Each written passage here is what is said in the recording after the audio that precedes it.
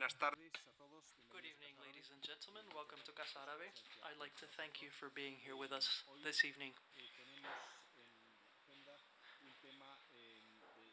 Today we're going to be addressing an extremely interesting topic for Spaniards and those interested in the Arab world, because Maghreb countries are of particular interest to Spain. We have with us Otman El Gajiji, who's the former head of the High Commission for National Elections and the Central Committee for Elections in Libya. He currently has a consultancy firm in Tripoli, which is where he lives, and he's also an expert in elections and local governance. And he's very familiar with the situation in Libya. We also have with us Barah Mikaïl, who also runs a consultancy firm, Stractegia Consulting. He's associate professor at the University of St. Louis here in Madrid, and he was the main researcher in geopolitics and security at FRIDE, the International Relations Foundation. Let me now give the floor to Barah Mikaïl. I'd like to thank Mr. Gajiji for his presence, and I wish him a good stay in Madrid. Barah, you have the floor. Muchísimas gracias, Pedro. Buenas tardes a todos. Muchas gracias, antes de todo, a Casa Árabe, a Pedro Martínez-Avial, a Karim Hauser, a todo el mundo en Casa Árabe para organizar este evento. Gracias también al doctor Otman El Gajiji por estar con nosotros para hablar for being with us to talk about matters relative to a country that has been in the forefront for quite a few years now, a very complex country with complexities we will try to analyze today with Dr. Gajiji. I will try to be as brief as I can because I think we have a lot more to learn from Dr. Gajiji.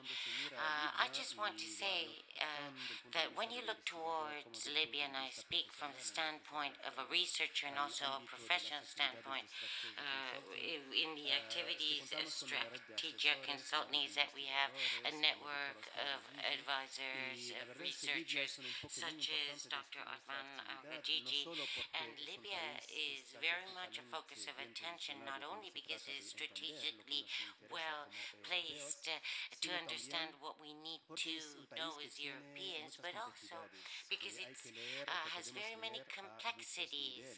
It has very many different readings day after day.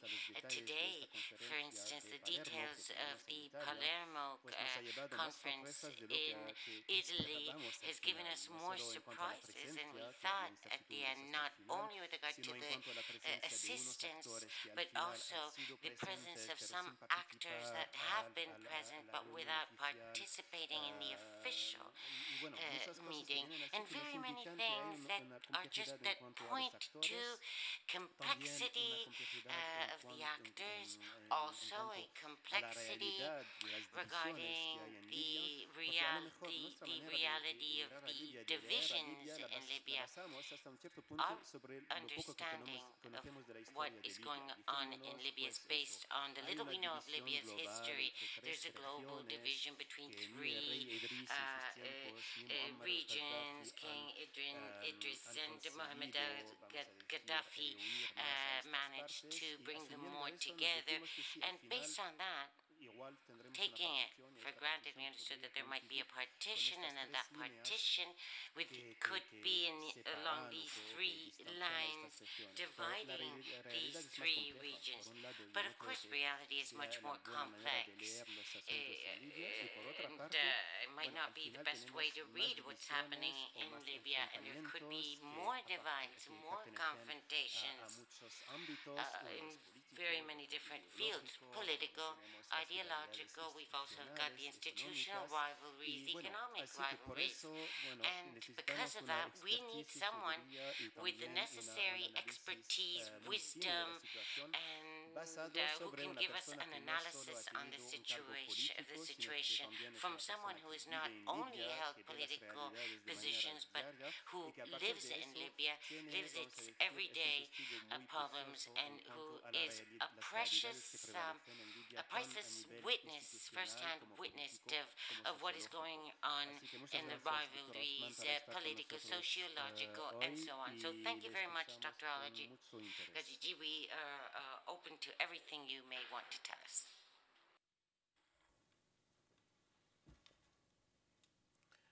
Thank you very much for your kind words. Thank you very much, all of you, to come and listen to me and to learn about Libya.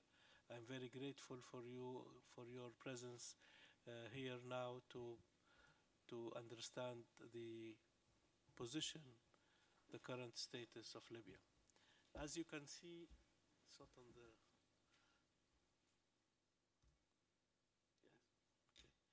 As you can see, Libya is in the southern Mediterranean, central southern Mediterranean. It is 1.7 million square kilometers, and the population is 6.5 million people. Both these numbers are very important to understand Libya. The size of the country and the sparsity of the people.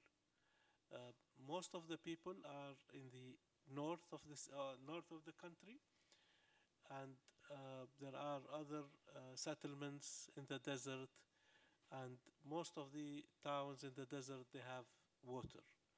So water is an important parameter in understanding how Libya dynamics work, the size and the population.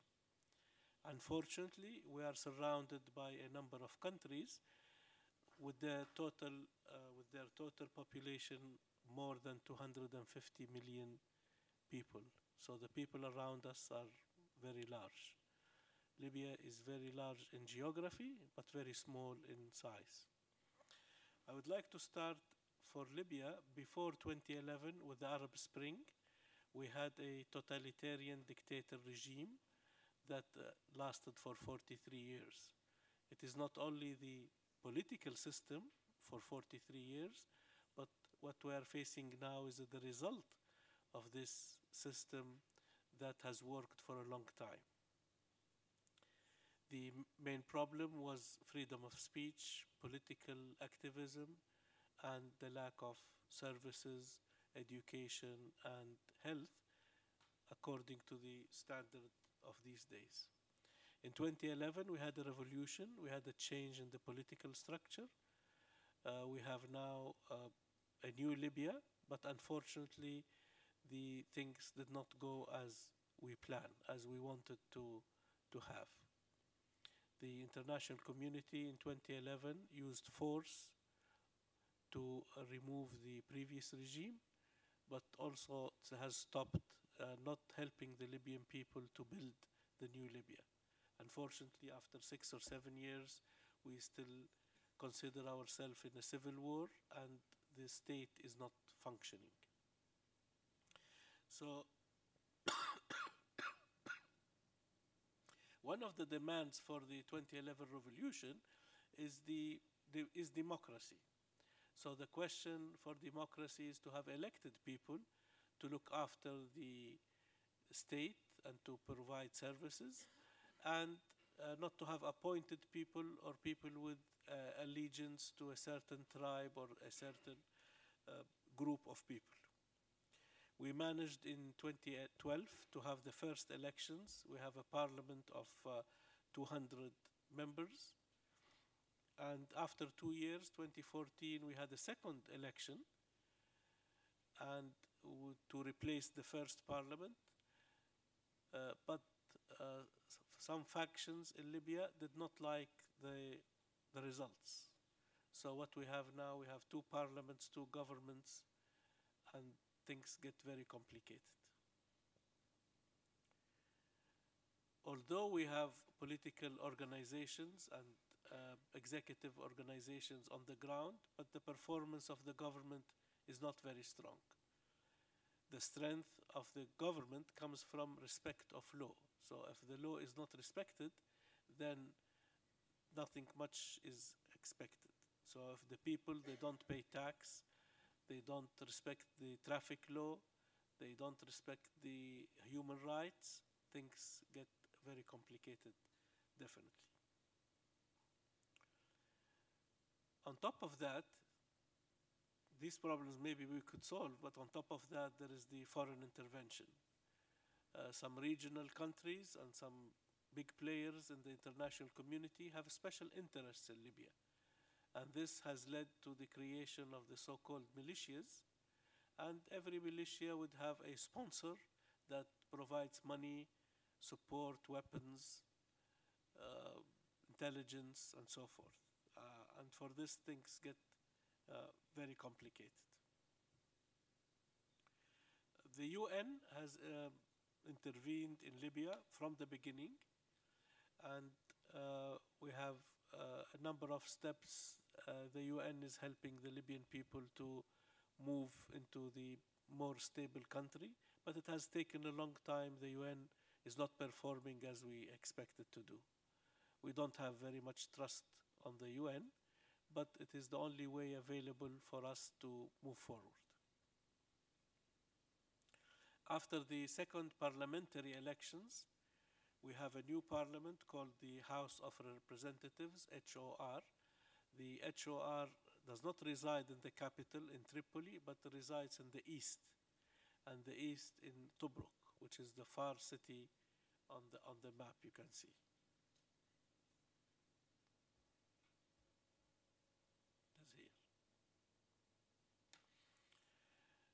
This parliament is not functioning.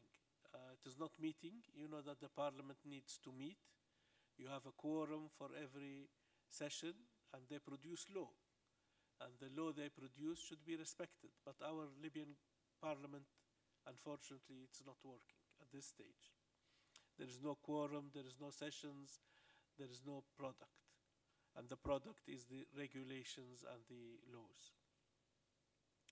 Why it is not working? Because of personal interests of some of the members. Some of the members, for example, from the west cannot travel to the east. Some of them are threatened. Women members in the Libyan parliament could not stay in the east, and other problems. Why we need parliament? All of you, you know that democracy is built on the separation of powers between the executive, the judiciary, and the legislative. And these three, they work together to provide a balanced government system. And in Libya, this is not working. I would like to talk for a few minutes about the daily life of Libyans. So the first problem is that power, electricity, is not regular. So you have power cuts. It may extend from 2 hours to 24 hours. You don't know when the power is coming back and when the power is going off. And this creates a lot of stress on the people because they cannot plan. So you cannot plan when to wash your clothes on the machine. You cannot plan when your children will study. If you need to cook using the electrical cooker, then you cannot use that. On the other hand, is that electricity on the domestic level is something, but when it comes to hospitals, when it comes to children incubators, when it comes to the kidney machines, things get very, very complicated. There is no traffic lights for the control of the traffic. Banks do not provide cash because the computers do not work. But also, and most importantly, is that with the loss of power, you cannot have civil service because you need offices, you need air conditioning, you need all of this.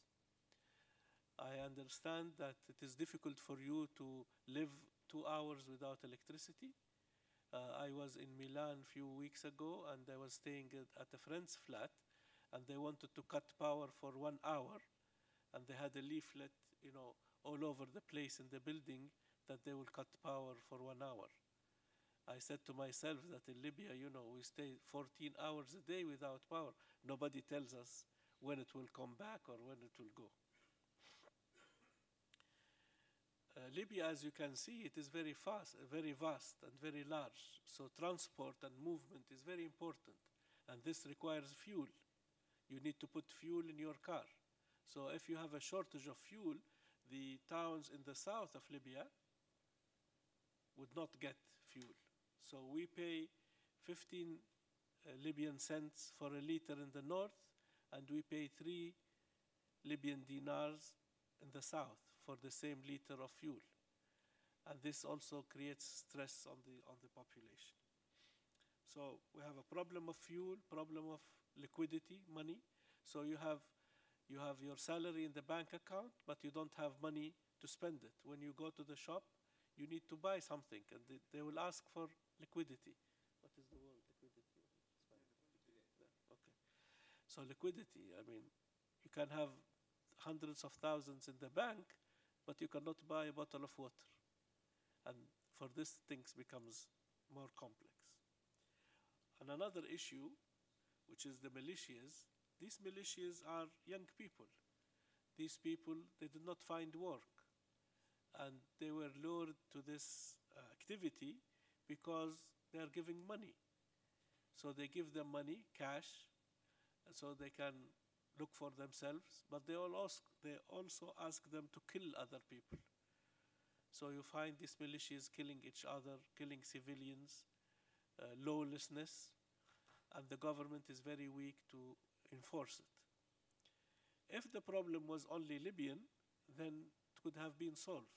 But if you have other players, I don't want to mention them because I think most of the followers of the Libya file would know that regional and international players are having strong effects on the ground, then things get very complicated. In early this year, there was the Paris meeting. The French decided to solve the Libyan problem. So they called the different parties of the Libyan fighters or conflict sides, and they had a meeting in Paris, and they decided that they will have elections on the 10th of December, which is 3 weeks from now. And the Italians were not happy with that. It was rushing very speedy for elections. I myself am an elections expert, and I tell you that there is no problem in implementing election. It is very easy. You have the ballot box, you have the ballot paper, and you put your choice and you put it in the box. That's very easy. That is not the problem in Libya on the 10th of December or on the 30th of April next year. The problem is that people who do not accept the results. So you have elections, you have results, you have winners and losers. The losers should accept the result and should not make any problem. But we don't have. Now losers or expected losers are saying that if the elections is not fair, we will not accept the results. And fair in their term means that they are not the winners. And now things get very complicated. Did I miss something? On the other side, I have to give a positive note, really. On the other side, it is important to say that Libya did not disintegrate. Disintegrate meaning creating new countries. Because we have a very strong social support. So the family unit and the social unit keeps together Libya together. You have this intermarriages between the different tribes and between the different cities, and people are either relatives or strong friends or relatives of friends and so forth. So things get good on that side. There is also a very strong civil society movement trying to help Libyans to move forward, trying to provide for the missing education, missing health. People are helping each other, some of them because of religious reasons and charity work, but others also on humanitarian reactions. So at this stage, what we Libyans think, or how things are moving. Unfortunately, the economic interests and the power struggle of the regional players or international players is more strong than the Libyan needs. So some countries are interested in Libyan oil, so they will make sure that the oil production is not stopped. Others want to fight migration, and so they want Libya to stop migration. And on this case, we have different scenarios working together. On top of all of that, these militias, they belong to different ideologies. I'm sure that you all know the Islamic movements, the recent Islamic movements, and the presence of ISIS and terrorism, and all of this is taking place. There is different ideologies within the new trends of the Islamic culture, Salafist, Mudkhalist, and all of these type, and all of them are finding good grounds in Libya to work. Sorry. Another issue which we have faced in the past 3 or 4 years is the international terrorism. So because the state is not present in some places like Sirte, for example, then ISIS terrorists who were fighting in Iraq and Syria found a safe haven in Libya to come and to establish what we call the Islamic State, what they call the Islamic State.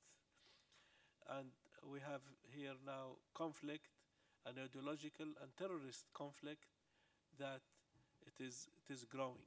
But on the other side, we have to say that the United States is taking care of this file by direct airstrikes into the camps.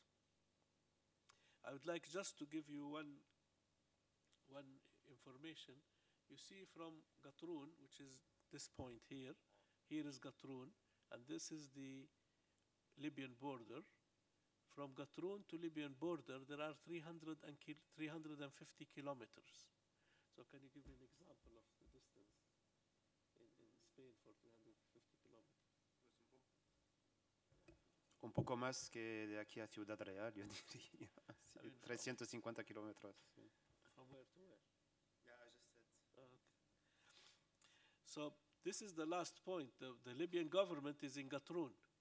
And so going down 350 kilometers. The border, the Libyan border is 4,500 kilometers. So even if all Libyans stand side by side, we will not be able to cover the border lines.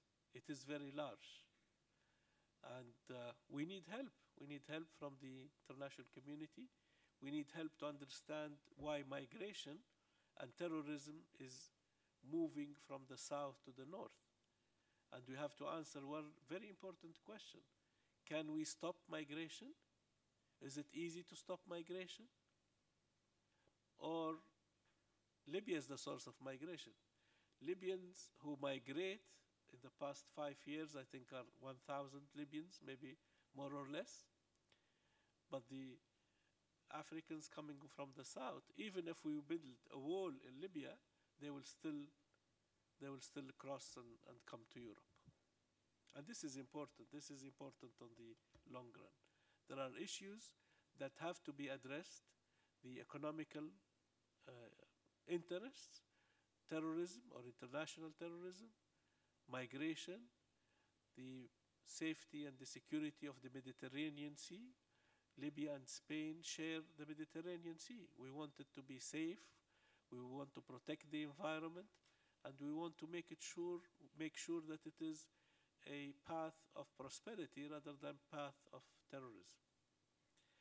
I think I would have to stop now here, but I will take more of all of your questions later. Thank you very much.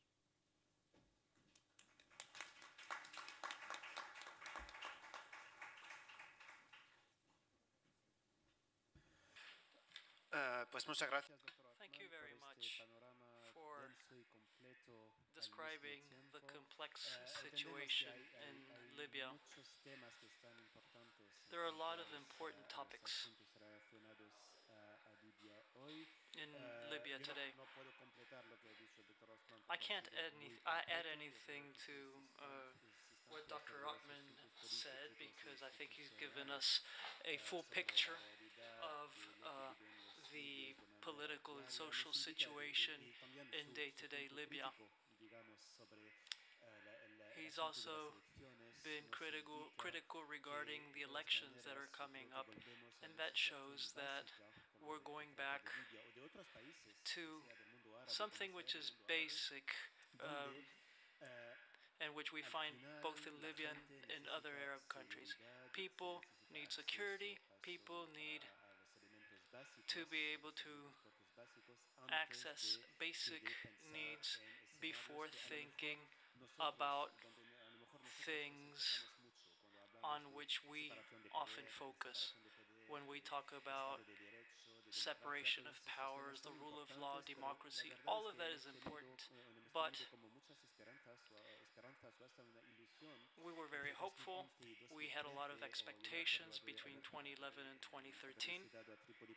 I remember I went to Tripoli for the last time in 2013, and back then you could feel that people were still optimistic.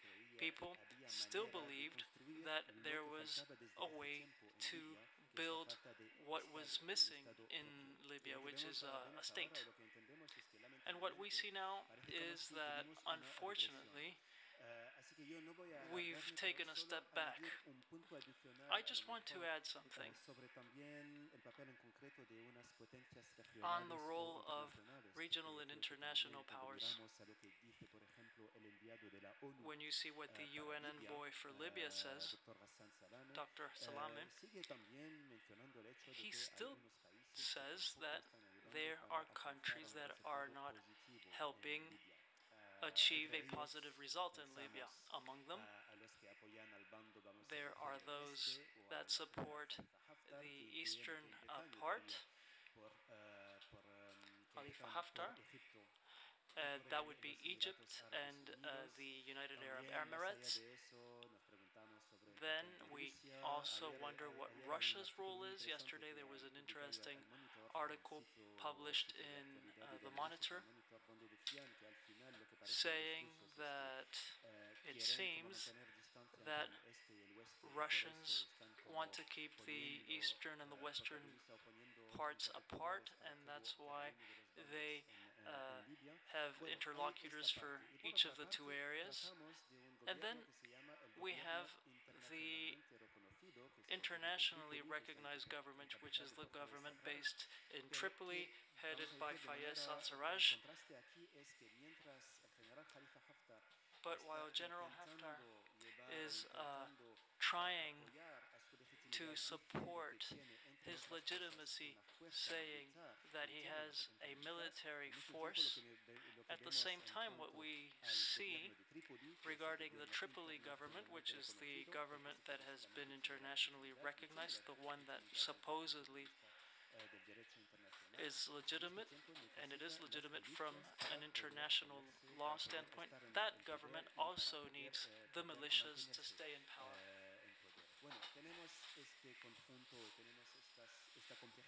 So this is an added complexity, and I think Hassan Saran is right when he says that if foreign countries change their strategy or limited their interference in Libyan affairs, maybe Libyans could sit around a table and talk about what separates them before reaching even a minimal agreement.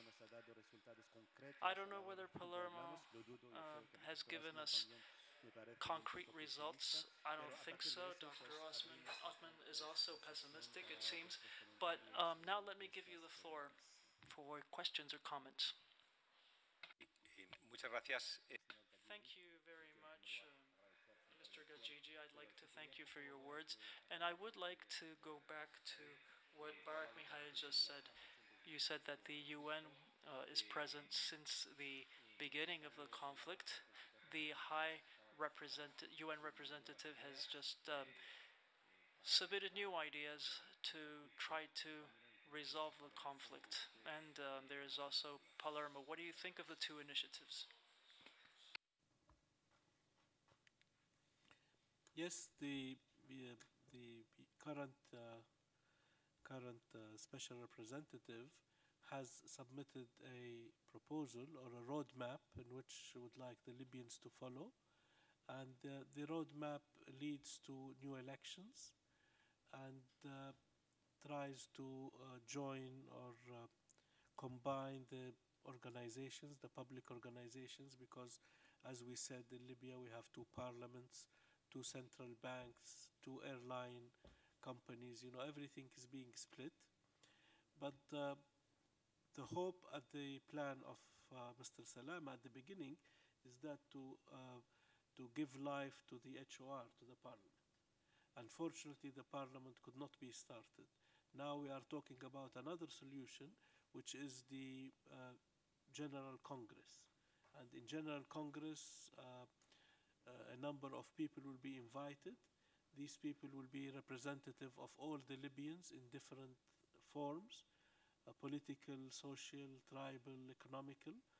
And whatever this Congress decide to be the future of Libya. It is like the 2007 Afghani Lola Jorka, in which tribal leaders met to end the previous parliament and to appoint a new president. And I think we are moving in that direction. My point of view is that this is not the problem. This is not the problem to move forward. The problem is we should have hands off Libya. All the international players should not get involved in the politics of Libya. It's okay to get involved in the economics, but not on the politics of Libya. But also, the Libyans would be allowed to think what is their future. The roadmap now is very vague because Mr. Salama is changing his mind. But now, at this stage, what we need is a political reconciliation. So people who have weapons, people who have forces on the ground should talk to each other and accept the electoral results. Accepting the results is very important. Not to use force to jeopardize the elections. If the players would agree about that, and this is what is happening in Palermo, they are trying to get as much important players in Libya to agree that we have elections and whatever the result, we accept it. If we win, then we will continue. If we don't win, then we have to work with the winner. And this culture is difficult to implement or to discuss at this stage in Libya. Phase. Thank you. Thank you very much. These two questions are very critical to understand the Libyan problem. The Central Bank of Libya in the east or in the west, they are doing their job. So they are sending some amount of liquidity to the different branches just to keep things moving. Whatever liquidity comes to a bank branch should be divided equally among the clients of that branch. But what happens is that 50% or 70% of that liquidity goes to the militia, the local militia, because they're protecting the bank so that it can work. So now we have half of the money gone to the militias.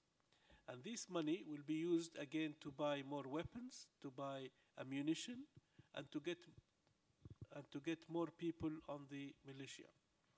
So this is the idea behind the liquidity crisis. So if you make a check for 1,000 dinars, for example, and you go to the bank, you get zero. So you have to go to someone from the militia, and you give him the check, and he gives you only 600 or only 800 dinars.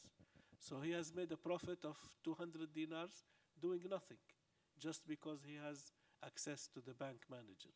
And things get more than that, Things get too much, and people cannot pay. I mean, if my salary is 1,000 and I lose half of it just to get liquidity, then I'll better not do that.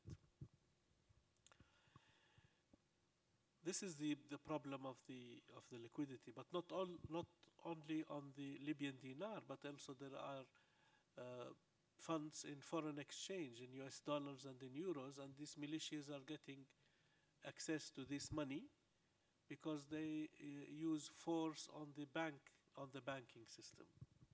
And for this reason, they collect millions of euros in foreign accounts around the world. Your second question is very important, is accepting the results. We have to a little bit investigate why militias or political leaders do not want to accept the results. And this is the critical question. If they don't want to accept the results of an election, this means that they are benefiting from the status quo. They are getting benefits, either financial, power, social, religious, whatever. So the main point is to address the real issue that makes them not accept the results. For myself, I think that militia members, although they are criminals, some of them are criminals and they are bandits, but most of them, they are there because of the money. So if we address the need of the militia members by money, maybe they want some training, maybe they want to finish their education, maybe they want to learn Spanish or English or French or whatever. So unless we have a plan for DDR, what is DDR? Yeah, for the weapons, DDR. Yeah, I don't know the details.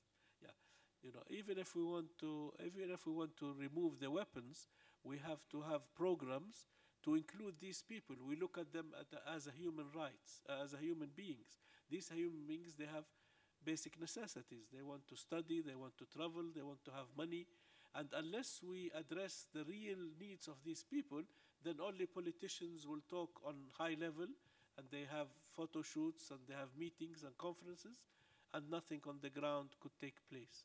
So I would see that economic revival or economic activation of the Libyan economy is very important to move people from militias to work, to the economic cycle.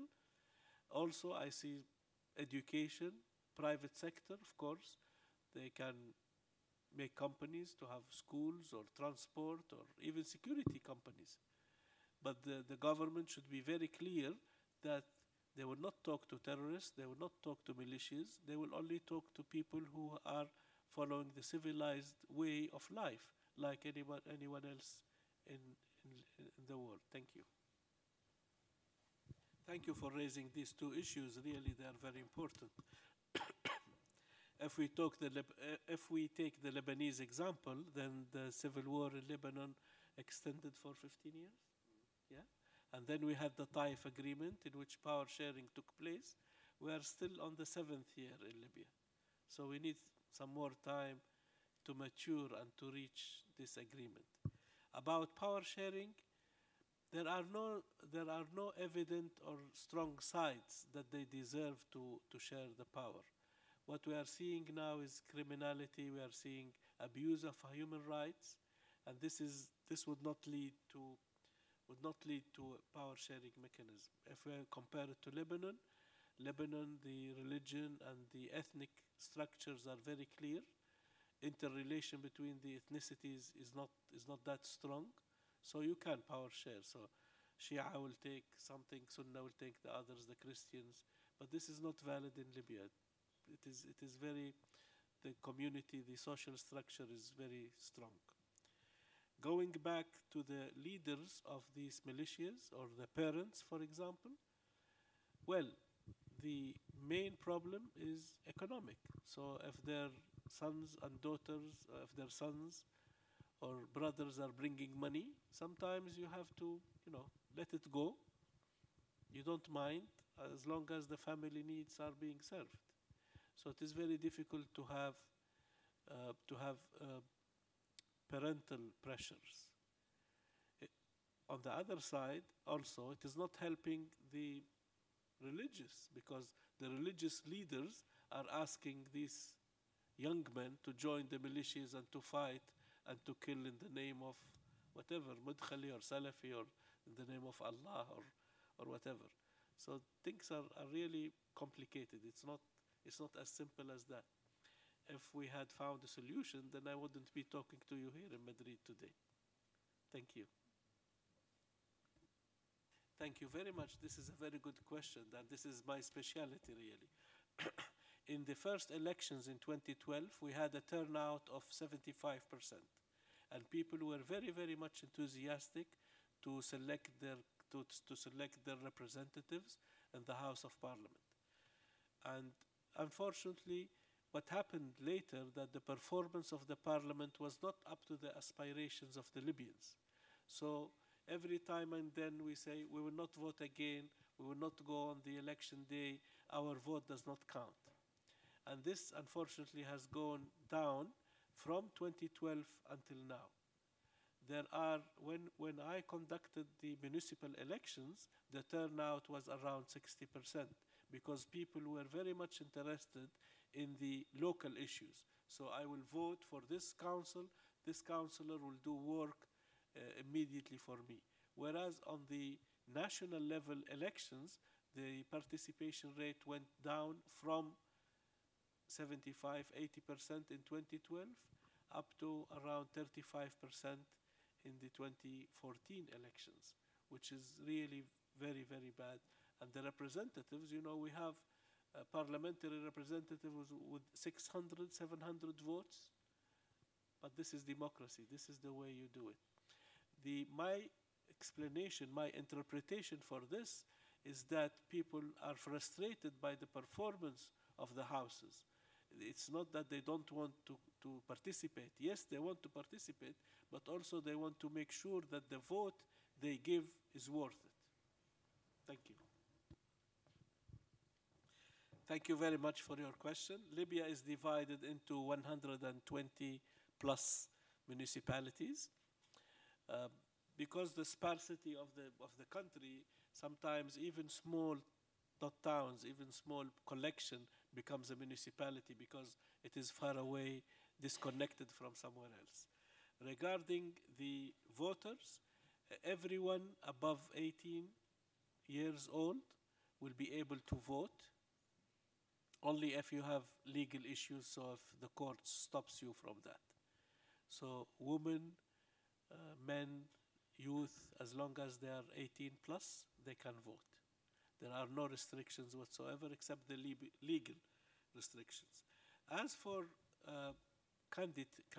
candidacy, everyone is allowed, everyone who lives within the municipality is allowed to become a candidate. 25 years plus, and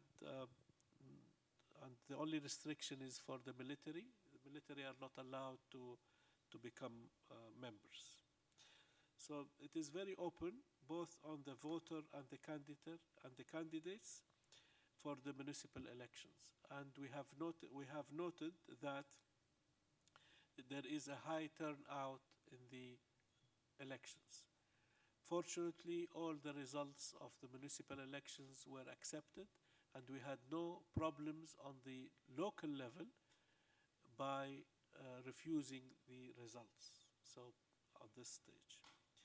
The law for municipal elections also gives one guaranteed seat for women. So in every municipal council, there is one quota, one guaranteed seat for the women, but women, you could have more than one woman in the municipal council. The municipal council duration is 4 years. Most of the elections on the first round have expired now, and we're waiting for the parliament to enable the second cycle of elections, which will never take place. Thank you. Is he a man of peace? Okay, Dr. Gajiji wants me to take this one about Khalifa Haftar. I don't know for what reason he wants me to take it. I can only express my mind on Khalifa Haftar.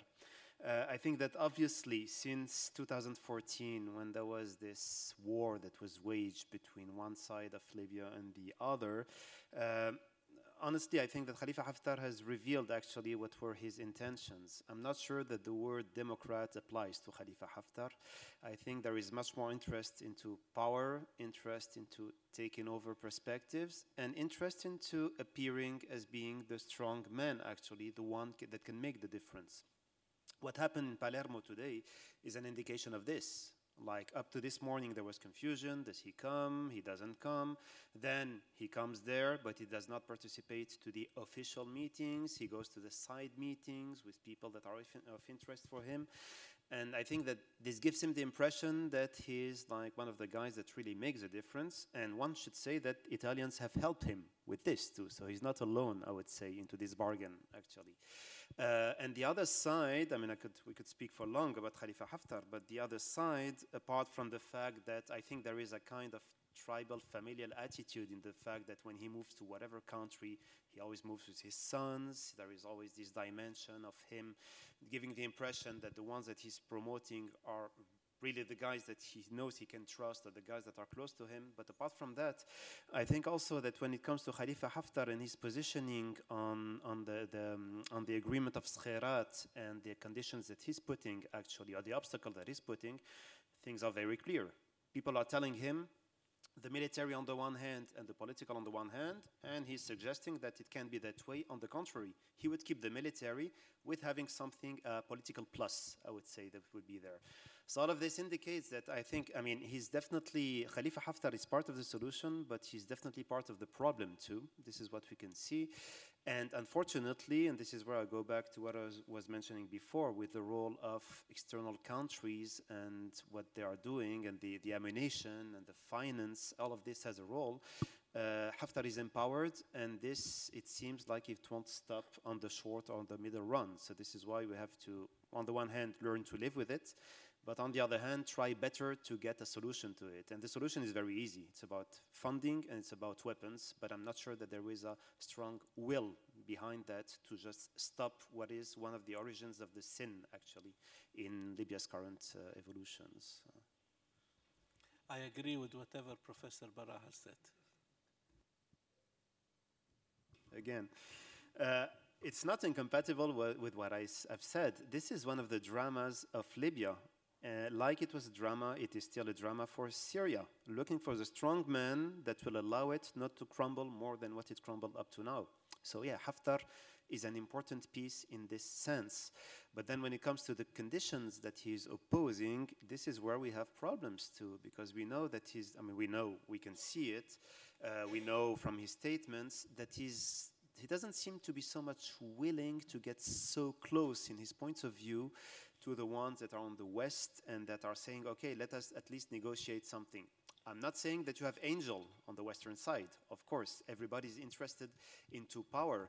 But, I mean, if we say, okay, he's a strong man in the East, he's allowing the East not to crumble, then we are putting aside the fact that his relations with Aguila Saleh, the head of the House of Representatives, are not so good. We are putting aside the fact that he's been playing on some tribes while excluding some other tribes in a means that allowed him to maintain himself in power. We would also be putting aside the fact that even the people, the military that are close to him, that have been working close to him, some of them, he had issues with them. When Aguila Saleh tried to go to Egypt, or was trying to, in his convoy of vehicles going to Egypt some days ago, and the Egyptians told him, you pay if you want to come, otherwise no way. I think this is a sign that Haftar is backed by Egypt, and there is something, a coordination, an agreement. So this is where the man of, I don't see him as a man of peace, but I would say that the man that really cares about his country maybe could open up a little bit more to at least discussing frankly the motives of opposition. My impression is that he says, okay, I'm really a strong man, and he is a strong man, but Fayez Sarraj, the official prime minister, has just been put like this. You see, So while I've been building on my power and I've been building on allowing my network actually to strengthen. So that's all what I can tell you, you know, it's just like, you can see it that I'm critical when it comes to Khalifa Haftar. I would also be critical when it comes to Faiz Sarraj, because I think there are things that he really did wrong, actually. But still, within all of this, I would still say that Khalifa Haftar is taking opportunity too much of his strength. And I'm not sure that his strength would keep if the people that really back him today stop backing him overnight. I have also to add on whatever Professor Barah has said, that only today Khalifa Haftar recognized that President Sarraj is the legitimate president of Libya, and he said that I will work with Sarraj until the elections. Previously, he did not recognize Sarraj. Even when they visited Paris, in the Paris meeting, he said that I have met a citizen of Libya. He did not recognize Sarraj as part of the UN-led solution. Today we have a major change. He now recognizes that Sarraj is the president, but he will deal with him up to the elections. This we understand, or this we interpret, that Haftar would like to stay as the head of the army without being under the control of a civilian government. And in democracy, you cannot have a leader or a chief of staff or a commander of the army that does not adhere to the Minister of Defense. We are here going back to some sort of dictatorship or military junta or military regime that work. So for me, I would rather say that all military people should be limited to the barracks, don't get involved in politics. Thank you. That's a difficult question, you know. They should answer for that by themselves. I think the French, with the President Macron, they are playing outside their domain. Yes, they have oil interests like any other countries in any other countries in Libya, but to have a political to enforce political agenda without having the support on the ground makes things very difficult. On the other side, the Italians think that the west side of Libya is still under their interest, and so they want to make sure that whatever political positions or moves on the west side is done with their help or with their knowledge. We understand that the Italians have some interest in protecting the continuous production of the gas, because gas goes through the Mediterranean from Libya to Italy. But this does not give reason for the Italians to work with militias or to work with outlaws or to give them money. This is not allowed. Whereas the Italians, they were kidnapped a number of times. Some of the people kidnapped, they were killed by the terrorists, but others, they were freed on circumstances not very clear, which means that money have been paid. Yes, there is a Franco-Italian conflict about Libya. Hopefully it will end soon. The French government, the Italian government is very fragile. It's a coalition government between two extreme parties. But also on the other side, President Macron doesn't have the right information about Libya. His foreign minister is the defense minister, so he comes from the defense intelligence background to work on diplomacy. And both sides, you know, it's too complex to talk. Thank you. Yes, the United Arab Emirates from the beginning in 2011 had supported the Libyan uprising, the Libyan movement, and that has supplied a lot of support, both political and physical, into the revolution and into the different parts, into the different components of the revolution. This has given the United Arab Emirates think that they can control more the Libyans. And then we had the advent of Qatar, which is supporting other Libyans, one with a liberal approach, the Emirates, but Qatar with a religious Muslim brotherhood approach. And so here on the ground now we have some conflict, very clear conflict between the Islamist and the non-Islamist in the different government positions. For example, the central bank, the audit bureau, the House of Representatives, the High State Council in Tripoli, and all of these, they get some support of one side or the other to have political gains. We feel that these foreign interventions, they delay the stability of the country intentionally, so that they could benefit of the current condition. I have asked while I was talking earlier, we have to understand who benefits from the current position. There should be someone who's benefiting. It's not a matter just to let a country diminish or decline. I'm sure that someone is benefiting from this, and this is the real corporate of what is going on. Did you ask another question? Women. Oh, yeah, the role of women. The Libyan society was a closed society until the advent of 2011. Now we have women councillors at the municipal level elected. We have women members of parliament on both sides. But also we have to admit that the civil service in Libya is about 55% women, and the teacher workforce is more than 70% women. So women are very important players within the society, within the structure of the country, but also getting more and more involved in the political life. Yes, there is no experience for women, but also there is no experience for men in working in elected posts or elected positions, but both men and women are working together to move forward on this side. As I understand, you are asking about the US, the Saudis, and what else? German. Okay. Yeah, the US support to local government, to municipalities, comes from the USAID. USAID is a system in which it is donations from the American people. The USAID provides a lot of support for training of municipal staff. Also, they provide some basic services, spare parts, and basic needs for health and for education. Also, the United States is a major contributor to the UN efforts in Libya, UNDP, UNICEF, UNICEF, and UNFP, and also to the political track. The position, as I know personally, the position of the Trump government did not change. The position of the American government did not change because of President Trump regarding the support for municipalities. The Germans are very much interested in the local level. The Germans see the local level as their tool to stop migration. And so the support from the German government goes only to what we call the migration path.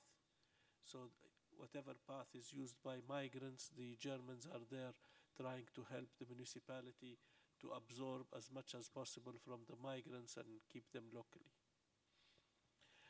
On your question about the Saudis, unfortunately the Saudis are playing it difficult because they have the Salafist movement in Libya, and they are strong sponsor of this movement, and they are supplying resources, money and otherwise, and strengthening the Salafi movement within Libya, both in the east and in the south. Unfortunately, this also leads to the support of the Madkhali Salafist movement, which is an extremist movement, and we have seen its presence in many of the mosques and people in Libya. Thank you. So yeah, just to add a couple of words on this, maybe on US and even Russia first. So when it comes to the US, I mean, And I would like to stress here the fact that we didn't hear any questions about the EU, and we didn't mention so much the European Union. And it's unfortunate, of course, because there is a role and there is a presence and an interest, at least, for the EU, though it's been for a long time from Tunisia because of security issues in Libya. But still, there is a strategic interest that I think must go beyond migration issues and terrorism issues. And there are a lot of missed opportunities that we can see within the EU. But something that struck me some years ago when I was talking with NGOs and young youth that were working in civil society organizations in Libya, they were telling me very clearly and very frankly, they were telling me, you know what, I mean, we have our record and our history with the US, and we know that we've been raised with the idea of much more hating the US and hating less, let's say, the EU, to put it in a certain manner. But the thing is that when it came to Gaddafi that was overthrown, and when it came to having funds for civil society reinforcement, the difference between the Americans and the Europeans is that the Americans could see that we were not capable of drafting in English a project. They sent us stuff that sat down with us, asked us about our ideas, they made the projects, they drafted them, they validated them, and we've started working on them. That's how it went, very smoothly. While in the case of the Europeans, it's just like filing 100 pages, justifying every possible cost, every possible thing before we send it, before it comes back. Then in every step, we have to justify everything that we do. It's too complicated. There is a pragmatism from the US, I would say, that allowed them also maybe to be more in connection with the youth. And I think it is an important track that we've had after 2011.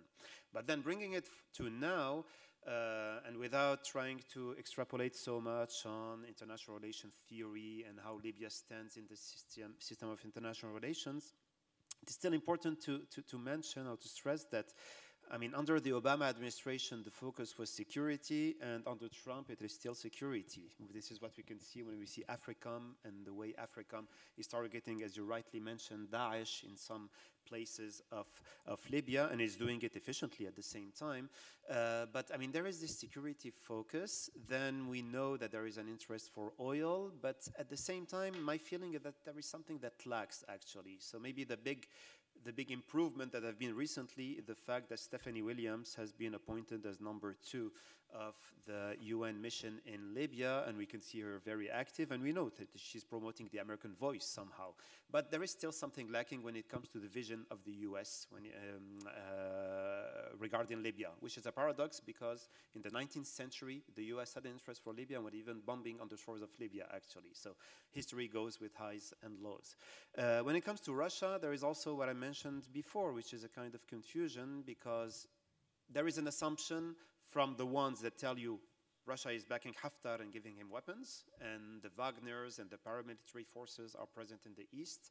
And there is another assumption based on the article that I was mentioning before that tells you, no, they're more taking distance, they don't want to take sides too much, is that they're cautious. I don't know where reality stands from all of this. But I think that maybe and it doesn't work only for Libya, and I even think that it works for Syria before Libya.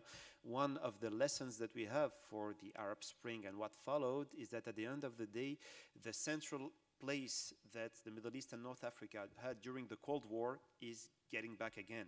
If Russia wins, it's at the expense of the US. If the US wins, it's somehow at the expense of Russia. And what I can see is that Russia is going smoothly, is going little by little, sometimes giving a strike, but then, okay, it has a rhetoric that sounds to be balanced, and it is a way actually of positioning themselves. And I think, I mean, my hope is that Libya doesn't pay also the price of such a rivalry. Bringing it to Saudi Arabia, yeah, it is an actor that we didn't mention so much before, but I mean, Saudi Arabia is here, Libya is there. What is the link? Well, the link is what we hear a lot about, the Madkhaliya, which is a tendency of the Salafists that is not only present in Libya. In Algeria, there is more and more expansion also for this trend that goes back to a sheikh, to a leader that is based in Saudi Arabia called Rabi' al-Madkhali, who has his fans and has his envoys and has people that he works with. Is it money? Is it ideology? It can be a mix of the two. I don't know. But the result is that there is a Saudi influence that adds on the influence that other states have. And that gets us also to this anti-Muslim Brotherhood strategy for Saudi Arabia that could be contradicting at one point Turkey and Qatar in their role and their game in Libya. This is where everything gets intertwined and gets complicated. So I think there is no short answer actually to your comment or to your question. But the thing is that definitely Libya is the way Syria has been actually, and the way many other states have been before maybe things were a little bit more controlled.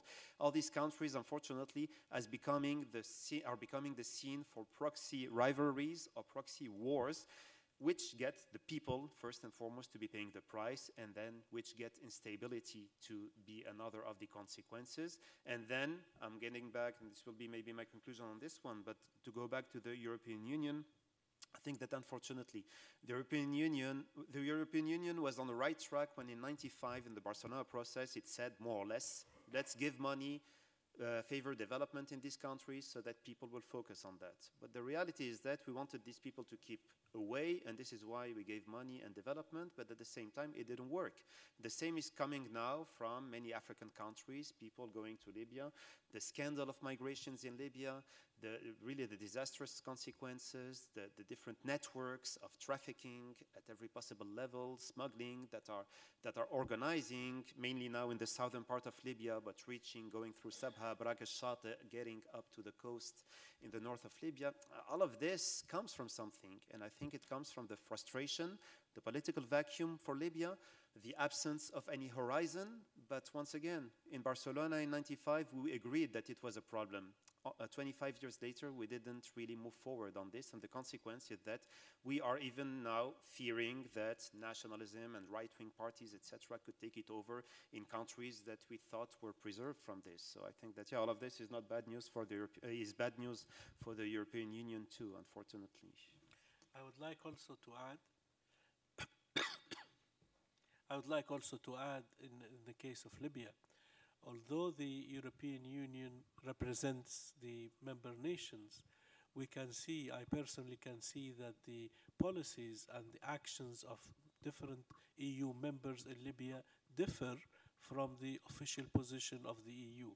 The EU project in Libya, or the EU presence and projects in Libya, are very weak, and sometimes they do not reflect the they do not or they reflect the overall countries.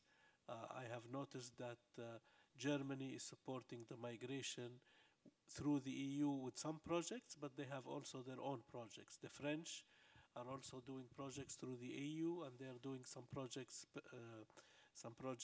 alone, which makes the mixed signal coming from the EU and its members. For the Libyans, it is not. Oh, is this a German project, or is this an EU-funded German project? And things get very complicated.